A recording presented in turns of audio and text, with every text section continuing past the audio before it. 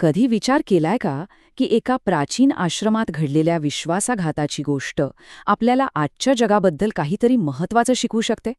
चला तर मग एका जुन्या जातक कथेतून पाहूया की हुशारी आणि कपट या गोष्टी खरंच कशा युगायुगांपासून चालत आल्या आहेत. तर आपली ही गोष्ट सुरू होते एका अगदी रमणीय ठिकाणी, सीमेवरचा एक शांत आश्रम. असं समजा की शांती आणि समाधानाचं जणू काही ते एक माहेरघरच होतं. एखाद्या साधूसाठी साधना करायला यापेक्षा चांगली जागा असूच शकत नाही, नाही का?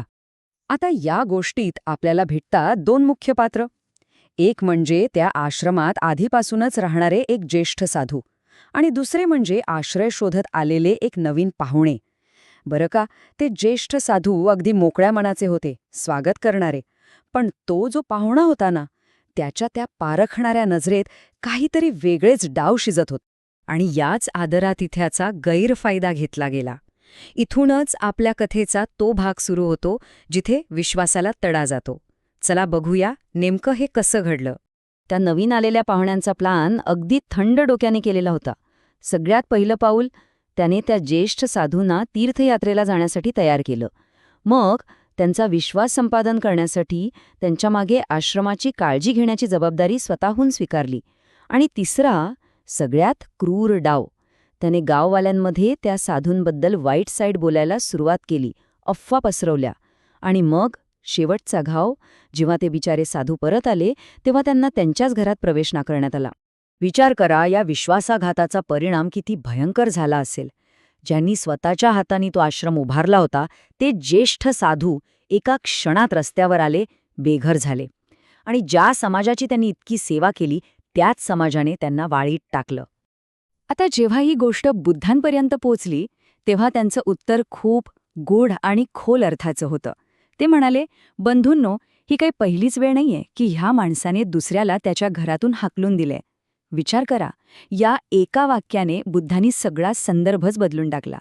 त्यांनी हे स्पष्ट केलं की आत्ता जे घडते ना, ते एका खूप मोठ्या आणि जुन्या कथेचा फक्त एक छोटासा भाग आहे.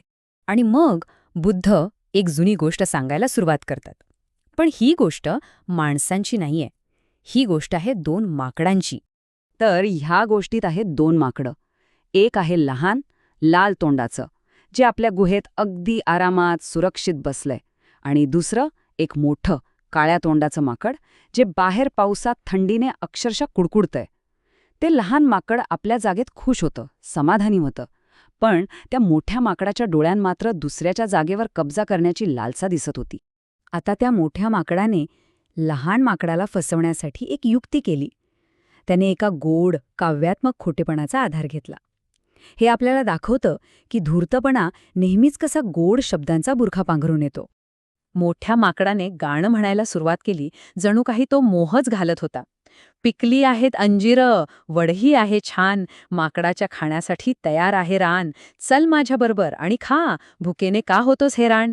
सरळ सरळ अन्नाचा आमिष दाखवून लहान माकडाला त्याच्या घरातून बाहेर काढण्याचा हा एक हुशारीचा डाव होता. आणि झालंही तसंच.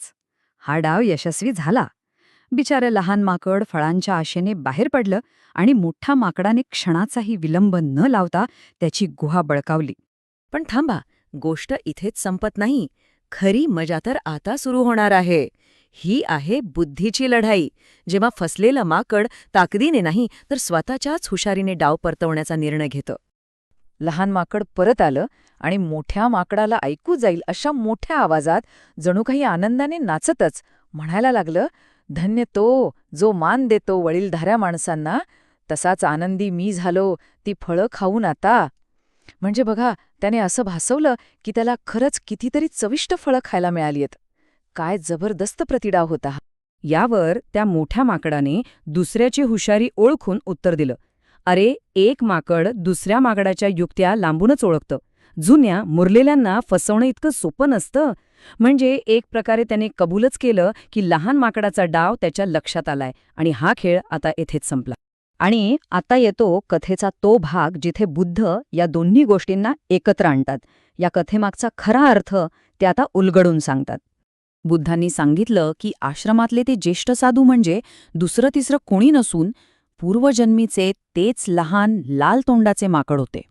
आणि तो कपटी पाहुणा म्हणजे तेच मोठं काळ्या तोंडाचं माकड. आणि स्वतः बुद्ध त्यावेळी हे सगळं पाहणारे एक वृक्षदेवता होते. यावरून हे स्पष्ट होतं की तोच संघर्ष त्याच दोन जीवांमध्ये एका वेगळ्या जन्मात, वेगळ्या रूपात पुन्हा घडत होता. तर ह्या कथेचा सार काय आहे? हेच की धूर्तपणा आणि कपट यांसारख्या गोष्टी ह्या कालातीत आहेत. त्या कधीच संपत नाहीत. त्या जन्माजन्मांतून आपल्यासोबत प्रवास करत राहतात. रूप बदलतात, परिस्थिती बदलते, पण त्या स्वतःची पुनरावृत्ती करतच राहतात. आणि शेवटी ही कथा आपल्या मनात एक प्रश्न सोडून जाते. चातुर्याचं म्हणजे हुशारीचं खरं स्वरूप काय आहे? ही प्राचीन कथा आपल्याला त्याबद्दल काय सांगते? हुशारी म्हणजे फक्त दुसऱ्याला फसवण्याचं एक साधन, की त्या पलीकडे जाऊन त्यात काहीतरी खोल शहाणपण दडलेलं आहे?